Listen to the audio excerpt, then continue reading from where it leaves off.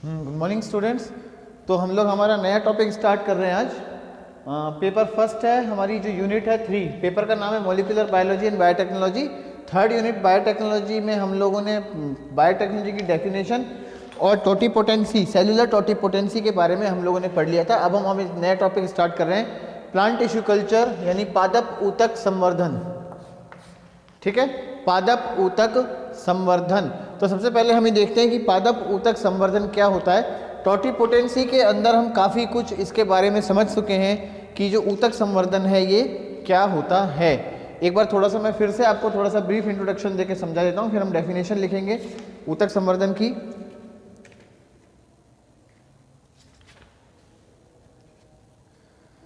देखिए, ऊतक संवर्धन में क्या है, हम पादप कोशिकाओं को, पादप कोशिकाएं जो होती हैं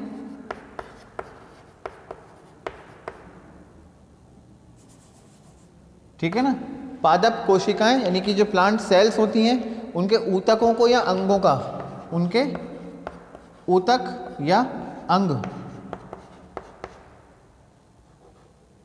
ठीक है, अंग का पात्रे कल्चर, पात्रे संवर्धन यानी कि प्लांट सेल्स, टिश्यूज या ऑर्गन्स, प्लांट सेल्स, टिश्यूज या ऑर्गन्स का पात्रे संवर्धन यानी कि इन विट्रो कल्चर करते हैं, इन विट्रो कल्चर करते हैं। और इसके आधार पे क्या होता है, इससे हम इन विट्रो कल्चर, ये क्या होता है, अब सबसे पहले बात आती है कि इन विट्रो कल्चर क्या होता है। तो देखिए, इन विट्रो कल्चर दो शब्द आते हैं, एक होता है इन विवो और एक होता है इन विट्रो।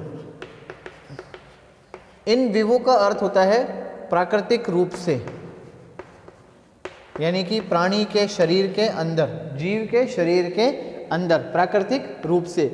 इन विवो का क्या मतलब है, कृत्रिम। इसका क्या अर्थ है, कृत्रिम यानी प्रयोगशाला में।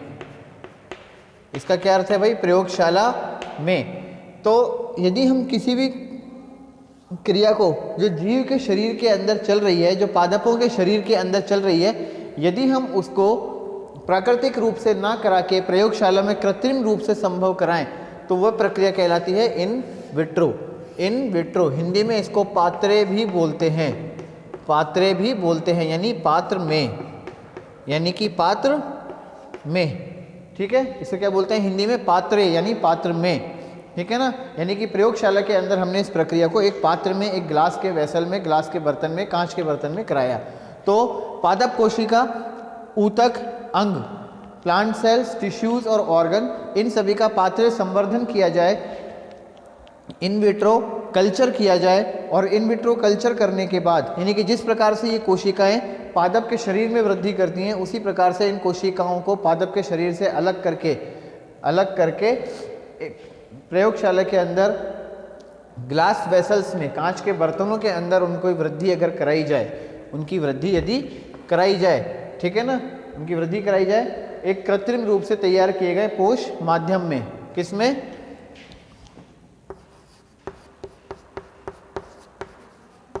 कृत्रिम रूप से तैयार किए गए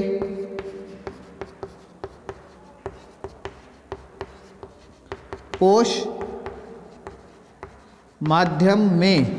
किसमें कराया भाई वृद्धि, कृत्रिम रूप से तैयार किए गए पोष माध्यम में। ठीक है, यानी कि artificially synthesize nutrient media, artificially prepared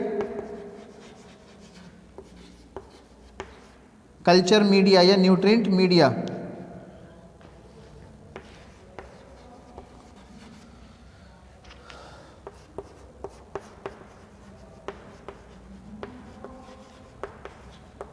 culture media में, और उससे क्या होगा, हम संपूर्ण पादप को वापस से, संपूर्ण पादप को पुनः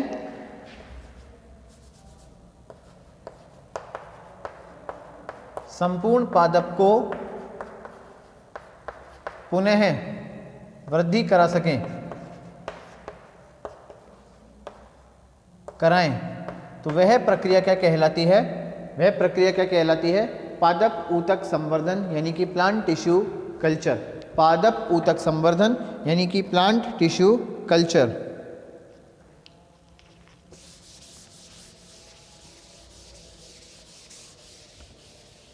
इसे हम ये संपूर्ण पादप नहीं मानेंगे, हम सबसे पहले हमें मिलेगा भ्रूण, इससे हमें भ्रूण प्राप्त होगा, और भ्रूण यानी एम्ब्रियो, और एम्ब्रियो से हमें पादप प्राप्त होगा यानी कि प्लांट प्राप्त होगा। तो यह प्रक्रिया क्या कहलाएगी? प्लांट टिश्यू कल्चर यानी कि पादप ऊतक संवर्धन। ठीक है, हम इसको थोड़ा सा डायग्रामेटिकली समझ लेते हैं। ये तो हमने एक फ्लो चार्ट के थ्रू समझा, अब मैं आपको चित्र के जरिए, चित्र के माध्यम से, डायग्राम के माध्यम से समझाता हूँ कि किस तरह से पादप ऊतक संवर्धन होता है।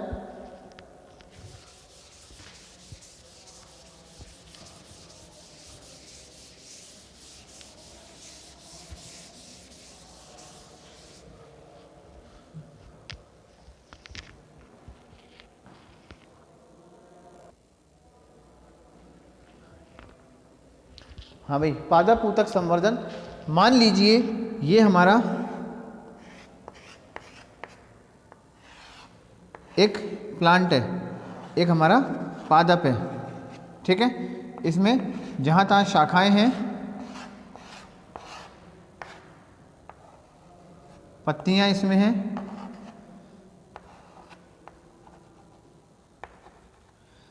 इस पादप से हमने तीनों में से कुछ भी अंग लिया, या तो हमने कोई प्लांट टिश्यू ले लिया, या कोई सेल्स ले लिया, कोई अंग ले लिया।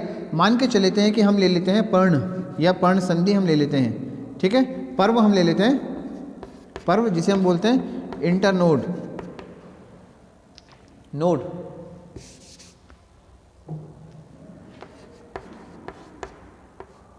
या हम ये ना लेके, हमें सबसे सरल लेके समझने के लिए सबसे सरल तरीका हम ले लेते हैं एपिकल बड, शीर्षस्थ कलिका। ठीक है, एपिकल बड यानी शीर्षस्थ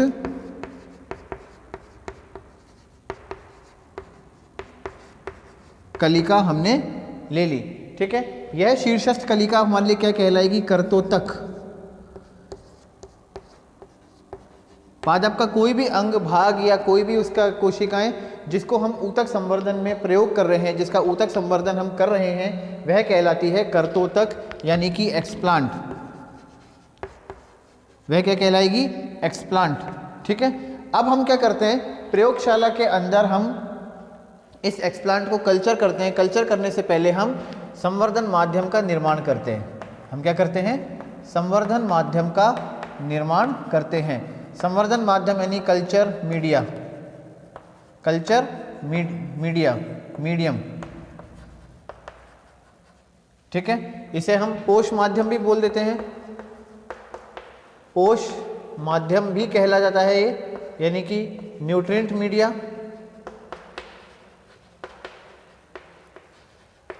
न्यूट्रिएंट मीडिया भी कहलाता है। क्या होता है ये? देखिए, पादप को ग्रोथ करने के लिए, वृद्धि करने के लिए किन किन चीज़ों की आवश्यकता होती है? कार्बन के सोर्स की। मिट्टी के अंदर अगर हम देखें तो पादप को वृद्धि करने के लिए किसकी आवश्यकता होती है? Carbon source. आमतौर पे जो पादप जमीन में उगते हैं, खुले में उगते हैं, वो कार्बन सोर्स के रूप में किसका उपयोग करते हैं? कार्बन डाइऑक्साइड का। किसका उपयोग करते हैं? कार्बन डाइऑक्साइड का। लेकिन कार्बन डाइऑक्साइड हम संवर्धन माध्यम के अंदर तो मिला नहीं सकते, तो यहाँ पे हम कार्बन डाइऑक्साइड को अभी हटा देते हैं। पादप को वृद्धि करने के लिए सबसे प्रथम रूप से किसकी आवश्यकता है? कार्बन के सोर्स की। इसके अलावा उसे चाहिए मैक्रो न्यूट्रिएंट्स, यानी कि मुख्य पोषक तत्व।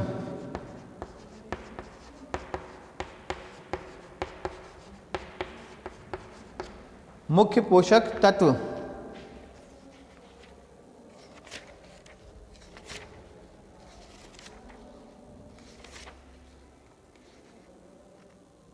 इन्हें बोलते हैं स्थूल पोषक तत्व।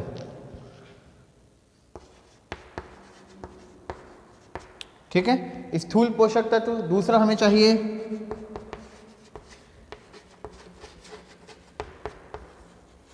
माइक्रोन्यूट्रिएंट यानी सूक्ष्म पोषक तत्व,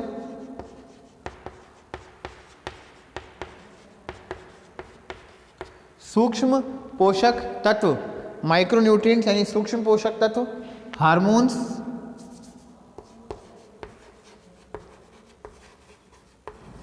हार्मोन्स,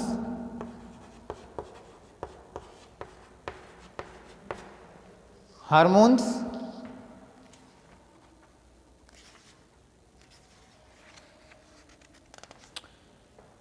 विटामिन,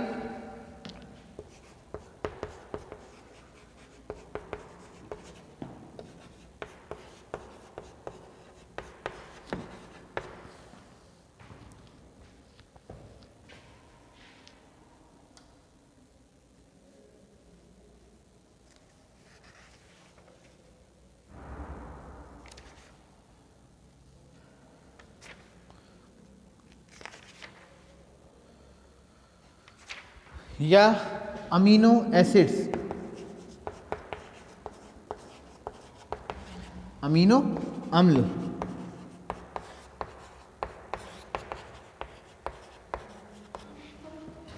और सबसे अंत में वाटर यानी जल,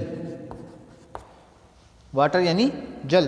तो किसी भी पादप को वृद्धि करने के लिए इन सभी पदार्थों की आवश्यकता होती है। यदि वो पादप यदि मिट्टी के अंदर लगा हुआ है, बाहर खेतों में लगा हुआ है, ज़मीन में लगा हुआ है, तो उस पादप को वृद्धि करने के लिए इन सभी की आवश्यकता पड़ती है।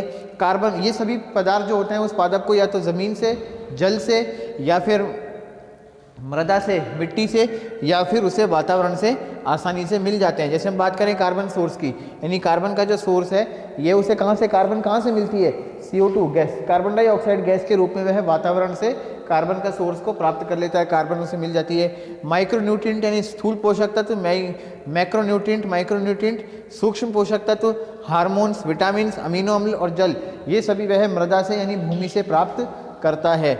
लेकिन यदि हम किसी पादप को प्रयोगशाला के अंदर वृद्धि करा रहे हैं, किसी भी प्लांट को हम लेबोरेटरी के अंदर अगर उसकी ग्रोथ कराना चाह रहे हैं, तो ये सभी पदार्थ उसे मिट्टी से तो मिल नहीं सकते। तो हम इन सभी पदार्थों की एक निश्चित मात्रा, इन सभी पदार्थों की एक निश्चित मात्रा से, निश्चित मात्रा का क्या अर्थ है, निश्चित मात्रा का अर्थ है वह मात्रा जो किसी पादप को वृद्धि करने के लिए आवश्यक होती है। ठीक है, निश्चित मात्रा का अर्थ है वह मात्रा जो किसी पादप को वृद्धि करने के लिए आवश्यक होती है, यानी कि फिक्स्ड अमाउंट या डेफिनेट अमाउंट। ठीक है, इन सभी से हम जिस माध्यम का निर्माण करते हैं वह कहलाता है संवर्धन माध्यम, यानी कि कल्चर मीडियम, पोष माध्यम यानी न्यूट्रिएंट मीडियम। तो वास्तव में संवर्धन माध्यम कृत्रिम रूप से तैयार किया गया एक ऐसा पदार्थ है, एक ऐसा पदार्थों का संगठन है। आपको अभी इसकी परिभाषा लिखने की जरूरत नहीं है, अभी मैं केवल आपको समझा रहा हूँ। हम जैसे जैसे प्लांट टिश्यू कल्चर में आगे चलेंगे वहाँ पे आपकी हर एक चीज़ आएगी। हम संवर्धन माध्यम भी पढ़ेंगे, इसकी अर्थ क्या होता है, परिभाषा क्या होती है, इसे कैसे बनाया जाता है, कौन कौन से पदार्थों की इसमें आवश्यकता होती है, माइक्रोन्यूट्रिएंट, मैक्रोन्यूट्रिएंट कितने कितने चाहिए, सारी चीज़ हम लोग आगे डिटेल में पढ़ेंगे। अभी केवल आपको मैं एक फ्लो चार्ट से समझा रहा हूँ, आप केवल इतना ही लिखिए जितना मैंने आपको बनाया, ये चीज़ मत लिखिएगा। कृत्रिम रूप से तैयार किया गया, ये चाहे तो आप लिख सकते हैं, ऐसे कोई मना नहीं है, किया गया माध्यम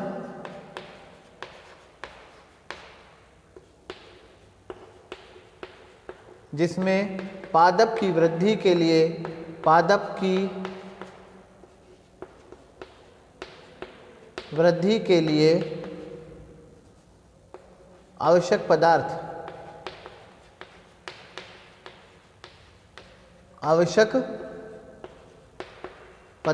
उपस्थित होते हैं।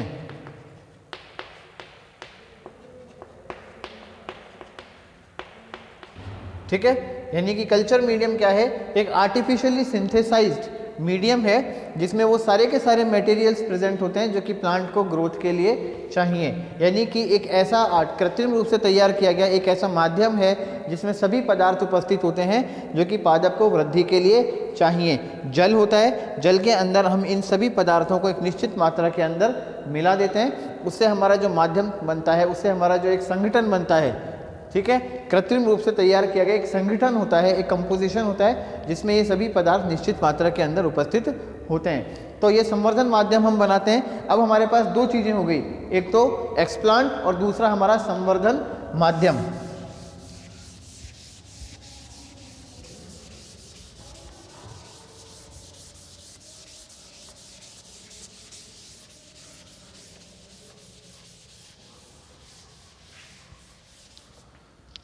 पहला तो हो गया हमारा एक्सप्लांट, दूसरा हो गया हमारा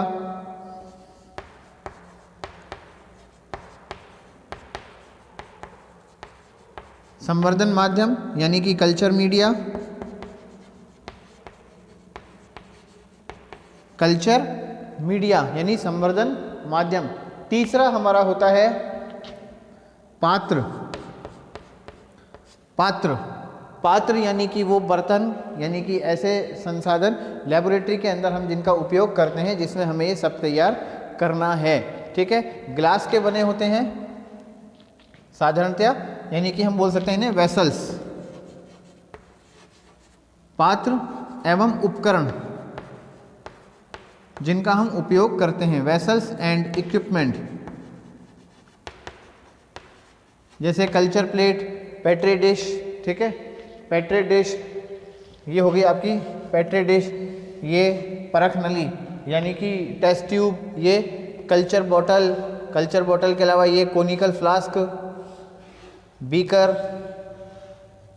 बीकर, ठीक है ना। इसके अलावा रिएजेंट बॉटल,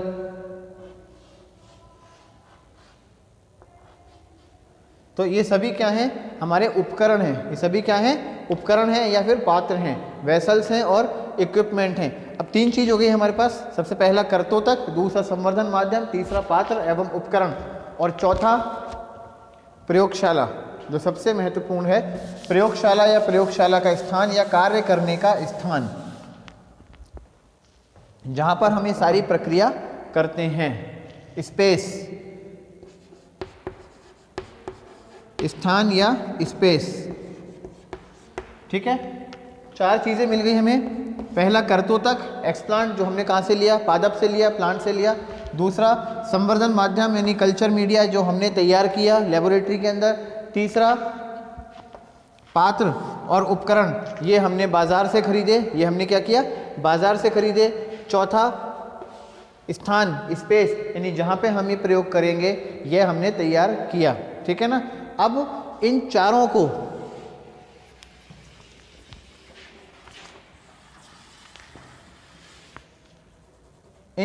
को हम क्या करते हैं, निर्जर्मीकृत करते हैं।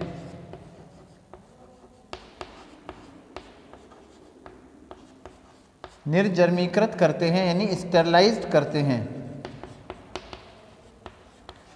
निर्जर्मीकृत, स्टेरलाइज्ड यानी कि देखो इन चारों के अंदर विभिन्न प्रकार के सूक्ष्मजीव उपस्थित हो सकते हैं। कर्तोतक है, पादप बाहर जब हवा में ग्रो कर रहा है, हवा में इसकी वृद्धि हो रही है, खुले वातावरण में इसकी वृद्धि हो रही है, तो वातावरण में उपस्थित जितने भी प्रकार के सूक्ष्मजीव होंगे वो इस कर्तोतक के साथ भी चिपके रह सकते हैं, पादप के साथ भी चिपके रह सकते हैं। जब हम कर्तोतक उसे लेंगे तो उसके ऊपर भी वो सूक्ष्मजीव उपस्थित हो सकते हैं।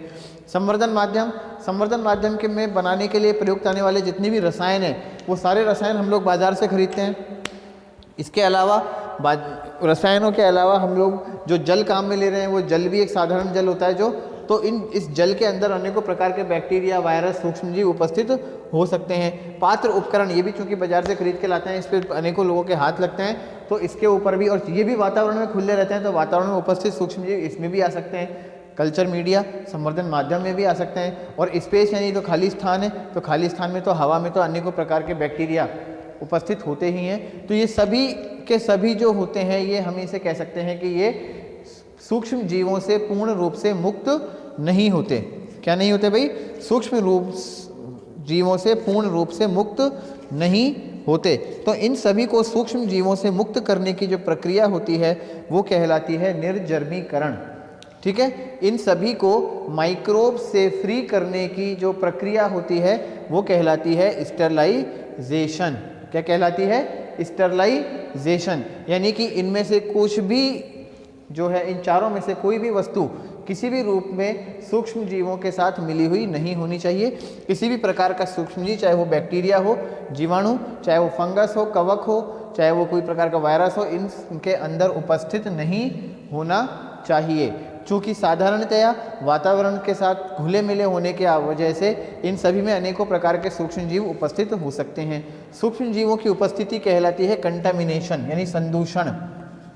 अगर सूक्ष्म जीव इसमें उपस्थित हैं तो कहलाते हैं क्या कहलाती है? संदूषण। यानी सभी की सभी संदूषित अवस्था में होते हैं। कैसी अवस्था में होते हैं? संदूषित अवस्था में होते हैं। संदूषित अवस्था यानी कि इन सभी में सूक्ष्म जीव उपस्थित हैं। संदूषित अवस्था, जो सूक्ष्म जीव उपस्थित होते हैं उन्हें क्या बोलते हैं? संदूषक। जो सूक्ष्म जीव होते हैं वो क्या कहलाते हैं? संदूषक। इसे बोलते हैं कंटामिनेशन। यानी कि यह प्रक्रिया क्या कहलाती है? कंटामिनेशन। ये कहलाते हैं कंटामिनेंट्स। सूक्ष्म जीव जो कि हमारे प्रयोग को खराब कर सकते हैं, ठीक है, ये कहलाते हैं कंटामिनेंट्स। और संदूषित यानी कि ये सभी संदूषित हैं, इसको बोलते हैं कंटामिनेटेड। कंटामिनेटेड, ठीक है। तो ये सभी की सभी चूंकि कंटामिनेटेड है, इनमें अनेकों प्रकार के संदूषक उपस्थित हैं। संदूषक क्या हो सकते हैं? अनेकों प्रकार के सूक्ष्म जीव हो सकते हैं। मुख्यतः सूक्ष्म जीव होते हैं, माइक्रोब्स होते हैं। कौन होते हैं भाई?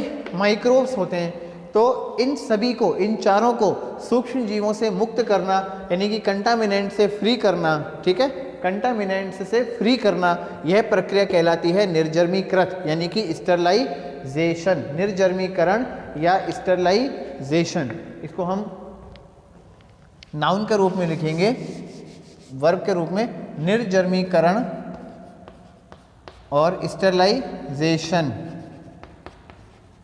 स्टरलाइजेशन, स्टरलाइजेशन क्या है? To get rid of microbes। ये सही भाषा इसकी है to get rid of contaminants। contaminants संदूषकों से मुक्त करना, संदूषकों से मुक्त करना, ठीक है भाई। संदूषकों से मुक्त करने की अलग अलग प्रक्रियाएं होती हैं। इन चारों को अलग अलग प्रकार के अलग अलग माध्यम से संदूषकों से मुक्त किया जाता है। वो सब हम पढ़ेंगे कि स्टरलाइजेशन प्रोसेस क्या होता है, निर्जर्मीकरण की प्रक्रिया हम पढ़ेंगे, निर्जर्मीकरण कैसे करते हैं। फिर उसके बाद हम क्या करते हैं, हमारे जो संवर्धन माध्यम है ये हम किस में बनाते हैं? पात्र में। किस में बनाते हैं? पात्र में। किस में बनाते हैं भाई? संवर्धन माध्यम हम बनाएंगे पात्र में। इस कर्तोतक को हम किस में स्थानांतरित करेंगे? एक्सप्लांट को किस में स्थानांतरित करेंगे? संवर्धन माध्यम में। एक्सप्लांट को हम काय में डालेंगे? संवर्धन माध्यम में। तो यहाँ तक हो गया। इसके आगे का फ्लो डायग्राम मैं बना रहा हूँ। सबसे पहले तो आप इस डायग्राम को बना लीजिए।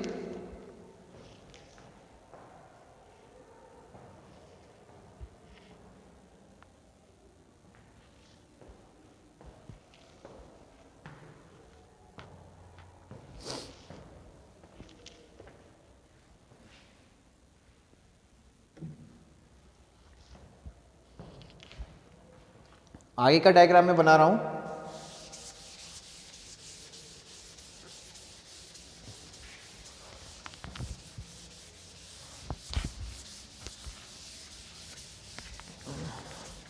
निर्जर्मीकरण करने के बाद, यानी कि स्टरलाइजेशन करने के बाद, हम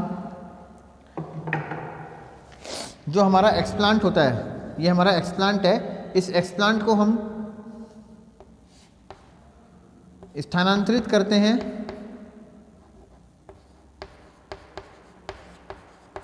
यानी कि ट्रांसफर करते हैं हमारे कल्चर मीडियम में।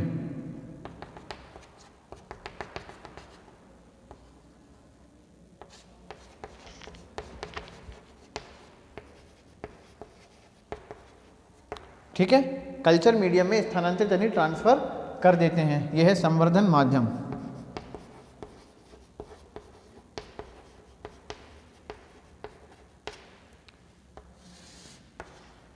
इससे कैलस का निर्माण होता है, सेल डिवीजन यानी कोशिका विभाजन होता है।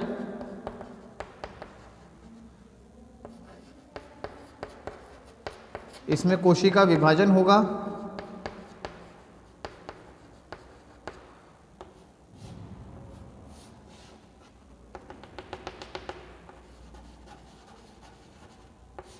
कैलस बनेगा।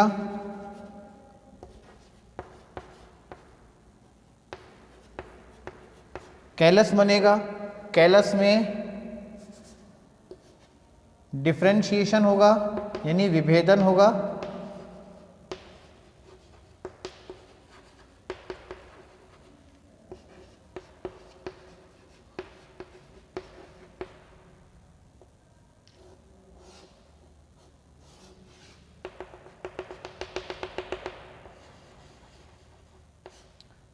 एम्ब्रियो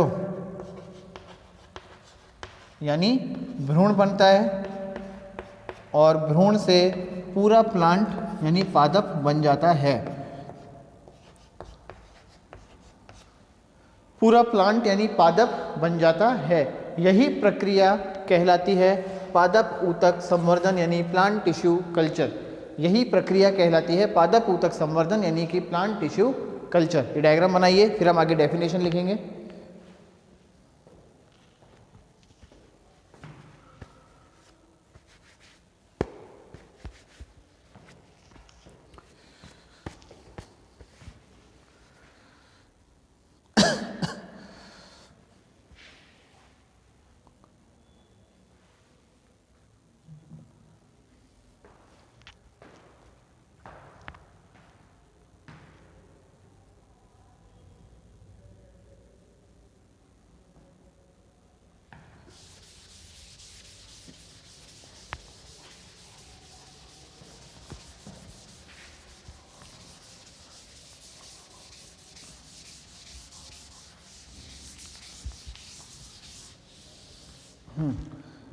डेफिनेशन यानी इसकी परिभाषा। पादप ऊतक संवर्धन का अर्थ लिख लीजिए, मैं बोल रहा हूं। पादप ऊतक संवर्धन का अर्थ पादप कोशिकाओं, पादप ऊतक संवर्धन का अर्थ पादप कोशिकाओं, ऊतकों या अंगों का, पादप कोशिकाओं, ऊतकों या अंगों का पात्रे संवर्धन है। पात्रे संवर्धन है। पादप ऊतक संवर्धन का अर्थ पादप कोशिकाओं, ऊतकों या अंगों का पात्रे संवर्धन है। इसके द्वारा वियुक्त कोशिकाओं, इसके द्वारा वियुक्त कोशिकाओं,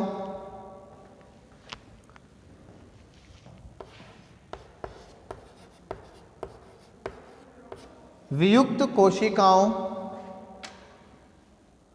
अथवा ऊतकों को, अथवा ऊतकों को निर्जर्मित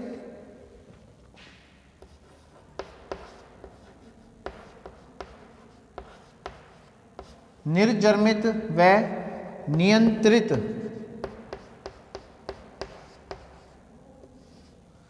निर्जर्मित व नियंत्रित अवस्था में, निर्जर्मित व नियंत्रित अवस्था में उपयुक्त संवर्धन माध्यम पर, उपयुक्त संवर्धन माध्यम पर, उपयुक्त संवर्धन माध्यम पर उगाया जाता है, उगाया जाता है, जिससे कैलस, जिससे कैलस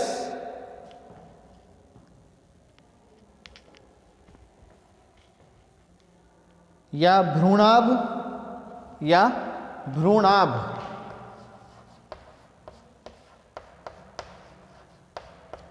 या भ्रूणाभ, जिससे कैलस या भ्रूणाभ, वह अंततः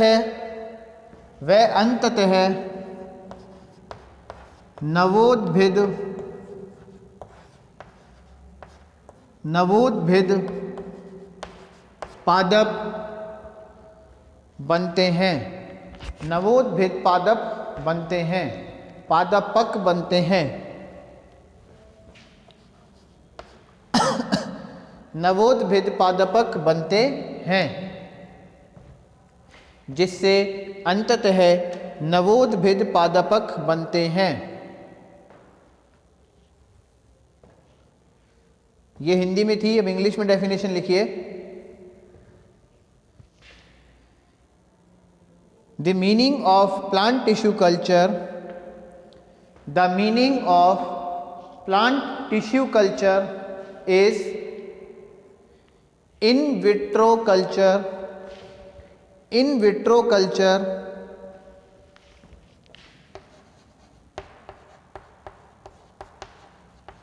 in vitro culture of plant cells, in vitro culture of plant cells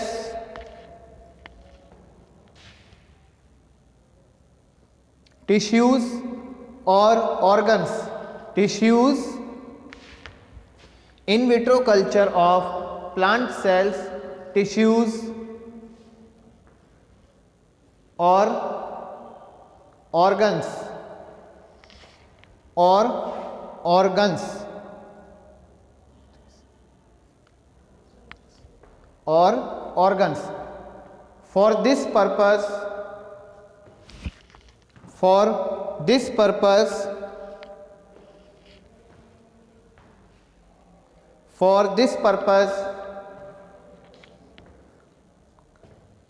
isolated cells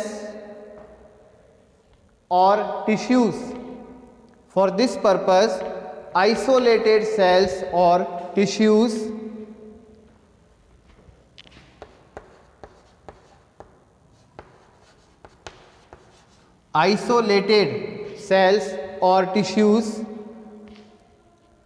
are grown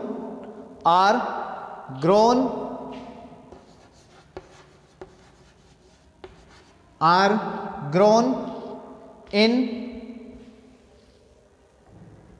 sterilized and controlled manner, are grown in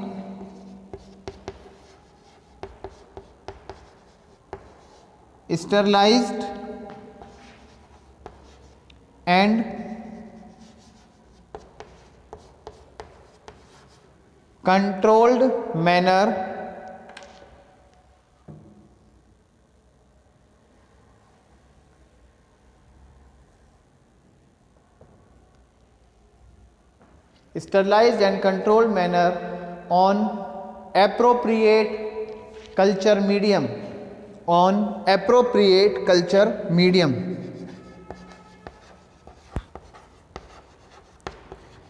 Appropriate culture medium, appropriate culture medium and after this callus and embryos, and after this callus and embryos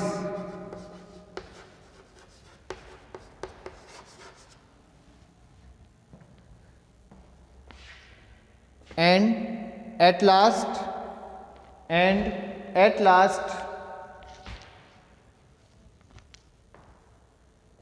newly germinated plantlets, newly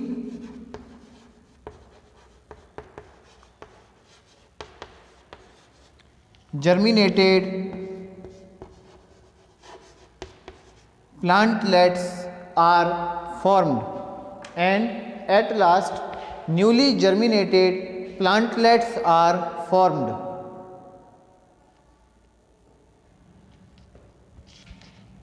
and at last newly germinated plantlets are formed.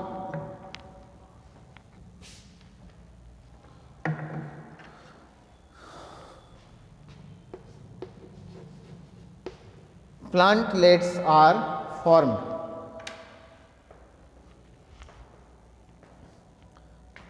तो ये था हमारा पादप ऊतक संवर्धन, plant tissue culture. Introduction मैंने आपको दे दिया, समझा दिया, परिभाषा आपको लिखा दी। आगे हम इसकी टेक्निक्स जो है वो नेक्स्ट क्लास से स्टार्ट करेंगे। आज हम यहीं कंक्लूड कर रहे हैं। ठीक है स्टूडेंट्स, थैंक यू।